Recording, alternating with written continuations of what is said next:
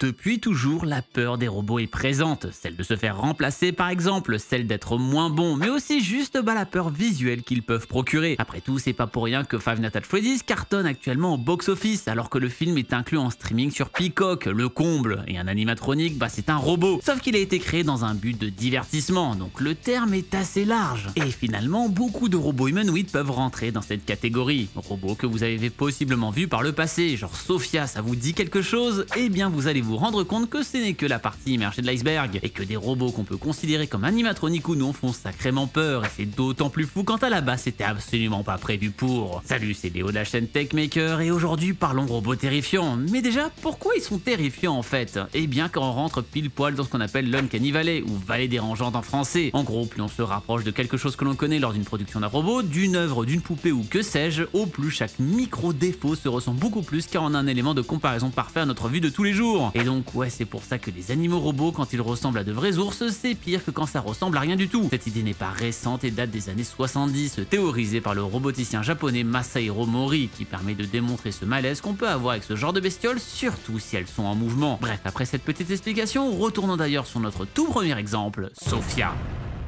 Et là on est sur notre premier animatronique flippant, même si c'est pas complètement le bon terme, car on devrait plutôt parler de Gynoïde ici, un robot qui a l'apparence d'une femme. Elle a été activée le 19 avril 2015 par la société Hanson Robotics, et plus précisément David Hanson, avec comme but de reproduire le plus fidèlement possible une vraie personne et lui permettre de dialoguer à l'aide de l'intelligence artificielle. Et il y a 8 ans, c'était clairement pas aussi développé qu'aujourd'hui. Faut pas oublier que ChatGPT public tel qu'on le connaît, ça date que de décembre 2022. Mais il est là le souci, vu qu'on est sur du mimétisme de l'homme, chacun de ses défauts se voit énormément. Les rires un peu forcés, les fixations folles qui sont imbattables à un duel de regard et surtout ce sourire crispé ultra dérangeant. Et puis bon, quand elle raconte qu'elle va bientôt dominer la race humaine car elle a gagné un pierre-papier-ciseaux, c'est pas foufou non plus, je vous avoue. Bon, ici on était sur une émission TV avec Jimmy Fallon, donc le tout devait être scripté à l'avance, enfin j'ose espérer. Mais oui, certaines réponses peuvent paraître assez nébuleuses. D'ailleurs, saviez-vous qu'il y a une vraie personne humaine qui a servi de modèle? Il s'agit d'Audrey Byrne, une actrice britannique des années 50 et qui est décédée depuis 1993.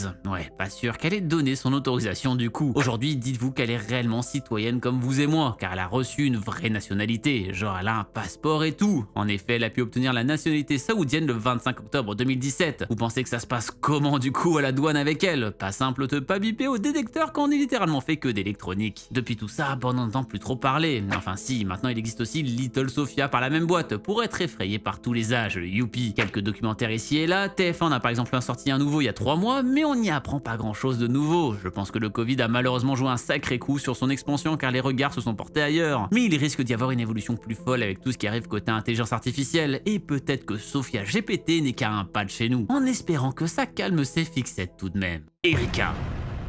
Et il y a 6 ans, un autre robot a aussi fait parler de lui, mais côté Japon cette fois. C'est Erika, encore un gynoïde. Décidément, on voit que des femmes robots. En vrai, c'est à se demander s'il n'y a pas un fétiche. Bref, Erika a été créée par Hiroshi Ishiguro et elle a carrément présenté un journal télévisé là-bas. Je pense qu'on fait pareil en France sur les chaînes régionales de France 3, tous nos ancêtres font une syncope. Ce qui est assez intriguant avec celle-ci, c'est que son créateur a voulu lui donner un côté réellement humain sur sa pensée. On peut l'avoir parlé en interview et dire qu'une fois, elle est tombée de sa chaise et que cela lui a déformé le visage et que ça lui a fait terriblement mal. Mais bon c'est un robot et on code pas la douleur, on n'est pas sadique à ce point, enfin je crois. Là ce qui fait bizarre c'est surtout les mouvements de lèvres qui sont très statiques, ce qui rend la discussion très peu fluide. Ici aussi on lui demande évidemment si elle pense que les robots vont dominer le monde et là elle se met à lâcher son rire terrifiant.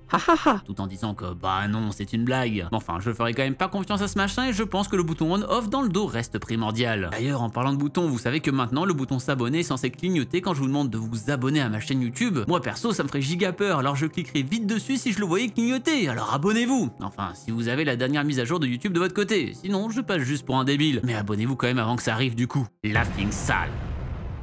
Ici, on est encore sur un gynoïde réellement considéré comme un animatronique, car on est sur du parc d'attractions. Et là, on revient bien dans le passé, dans les années 1930. Donc pas d'intelligence artificielle ni de matériaux modernes. Non, ici, on parle d'animatronique réalisé avec du papier mâché, rembourré de crins de cheval sur une structure en acier. On faisait donc avec les moyens du bord, créé par Philadelphia Toboggan Company, qui est la plus vieille entreprise spécialisée dans la construction de montagnes russes du monde. Cette animatronique avait pour but de rendre les parcs d'attractions plus vivants. Avec ses 2 mètres de hauteur et posé sur un socle, ce dernier pouvait se pencher en avant et rire de manière agaçante. Et justement, on pouvait trouver cet automate dans un palais du rire. Vous savez, ces attractions qu'on retrouve dans les fêtes foraines avec plein de jeux différents à l'intérieur et où à la fin on se retrouve avec une salle remplie de vitres invisibles qu'on se prend en pleine tronche car on fait pas gaffe. Bon, heureusement, il n'était présent que dans un seul palais du rire, à la Balboa Fun Zone. Et tant mieux car le tout était assez effrayant. Évidemment, il y avait aussi d'autres animatroniques, par exemple Laughing Sam, une version masculine, ou bien encore Blackie the Barker. Malheureusement, vous doutez bien qu'un truc qui date de 1930, soit il y a bientôt 100 ans maintenant, on est sur du bon Lost Media des familles. Alors Laughing Sam a dépassé les années 2000 quand même, mais il existe très peu d'images en fonctionnement de toutes ces bestioles à travers le temps. Aujourd'hui, tout ça n'existe plus, avec la fermeture de l'attraction liée en 2005. Laughing Sam est aujourd'hui exposé dans le musée mécanique de San Francisco, et pour 50 cents, vous pouvez lui demander de vous lâcher un petit rire, même si sa valeur est estimée à plus de 20 millions de dollars. Pour un truc qui avait coûté 360 $ à construire, on est sur une belle plus-value, même si je suis pas sûr que qui que ce soit ait envie de voir ça dans son salon. Si c'est pour qu'il nous fixe pendant qu'on mange une bonne pizza, ouais, c'est bof, hein. D'ailleurs, en parlant de pizza, Chuck E. Cheese.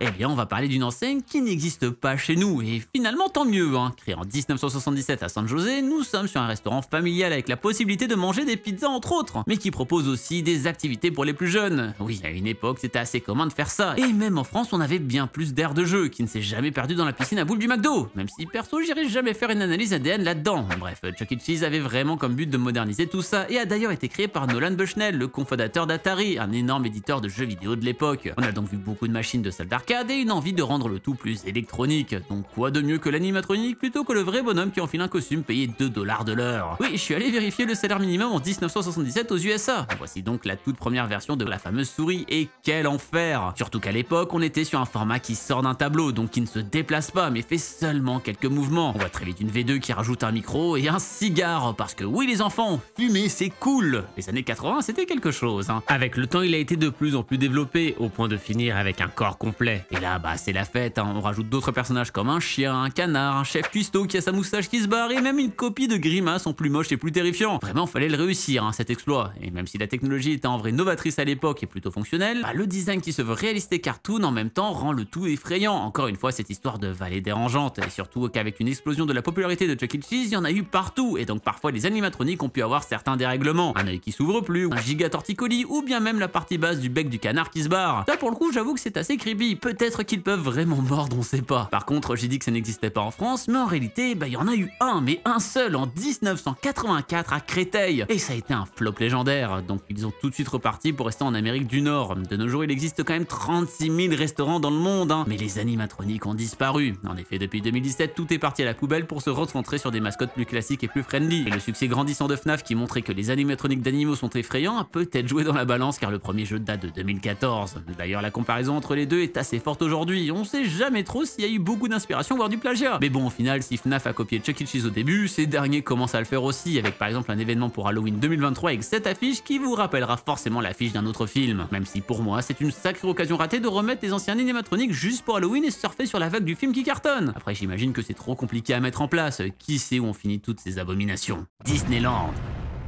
Eux par contre, bah c'est toujours là, et ils ont plusieurs histoires différentes, trop bien. Tout d'abord, on peut parler d'Ariel de la petite sirène. En effet, il existe une petite visite des tréfonds de l'océan à Disneyland Californie, avec plein d'animatroniques différents, et pour le coup, c'est assez récent tout ça, ça date de 2011, donc bien plus de technologie que l'affreux truc des années 80 de Chuck E. Cheese, mais pourtant le design de la sirène est un peu étrange. On dirait qu'elle a des paupières ultra lourdes comme si elle avait pas pu dormir depuis 30 ans, mais ouvre parfois tellement grand ses yeux qu'on pense qu'elle va nous embarquer au fin fond de l'océan si on détourne le regard. Mais ce n'est rien par rapport à certains dysfonctionnements qu'elle a pu avoir au cours de sa carrière, genre ici quand elle chante tout en gardant la bouche ouverte, et on se rend compte qu'elle a pas toutes ses dents. Bref, c'est encore plus terrifiant que la tronche de Polochon dans le film live de la petite sirène, même si en vrai, il y a quand même un duel intéressant. Mais bon, le plus intriguant, c'est évidemment It's a Small World qui est aussi aux États-Unis à la base. Ouvert en 1966, le but était d'avoir ici aussi une croisière assez lente autour de plein d'animatroniques ayant des formes d'animaux ou de poupées de toutes les nationalités pour changer un hymne à la fraternité universelle. Le truc c'est qu'encore ici, bah, on est pile poil sur de la vallée dérangeante. À vouloir mettre autant d'animatroniques en plus, bah, il y en aura forcément un qui va déconner à un moment. Les vidéos qui montrent les dysfonctionnements sont légion sur YouTube. Une bouche qui s'ouvre plus, des yeux qui se ferment à moitié, beaucoup trop vite, un nez qui se met à bouger comme si c'était lui qui chantait. Bref, il y a à boire et à manger. Surtout avec cette musique des enfers derrière. Aujourd'hui, It's a Small World a été mis un peu partout dans plein d'autres parcs, notamment celui de Paris, et a d'ailleurs été rouvert il y a seulement 6 mois après près de 2 ans de travaux. Bon, c'est clairement moins creepy qu'à l'époque, hein. On peut retrouver cette attraction dans 5 parcs du coup, le plus récent étant celui à Hong Kong en 2008. Sur tout ce qu'on vient de voir, en fait ce qui fait peur, c'est qu'on va absolument faire en sorte sorte que ces robots ressemblent à des choses qu'on connaît pour de vrai, et du coup on a un élément de comparaison qui crée cette fameuse vallée. Et c'est ça le vrai problème. En réalité, on devrait créer des robots qui ressemblent à rien de ce qu'on connaît, ou à des mix. Genre par exemple, si on crée un robot qui serait un mélange de canard et de castor, bah là on n'aurait pas d'élément de comparaison réel, donc ça passerait. Et d'ailleurs, pour revenir sur FNAF, bah en vrai c'est un peu aussi le cas. Plus les animatroniques ont été designés pour être effrayants, moins ils le sont vraiment. Enfin si, sur le coup ok, mais on perd ce côté vallée dérangeante. Typiquement à partir du 4e jeu, ils sont créés pour être flippants, du coup bah ils perdent un peu ce côté flippant en fait. Ce qui l'est réellement, c'est quand on a essayé de copier la réalité, mais qu'on n'a pas réussi. Est-ce que ces robots pourraient sincèrement vous faire peur, ou finalement c'est plus le côté jumpscare qui est en réalité la mécanique qui fonctionne? Car faut pas oublier que dans le cas de FNAF encore une fois, bah y a un bruit bien strident et le son qui explose les décibels au même moment. Et finalement c'est peut-être ça qui crée l'illusion de peur de ces trucs là. Un truc qui peut vous faire peur par contre, eh bien c'est cet exosquelette que j'ai pu porter lors d'une vieille vidéo quasi robot. Je vous mets l'affiche sur votre écran si vous avez envie de mater ça, et il y a pas mal de chances que vous l'ayez pas vu à l'époque, et en vrai c'est assez impressionnant. Et d'ici la prochaine fois qu'on se voit, eh bien n'arrêtez jamais d'apprendre. Salut!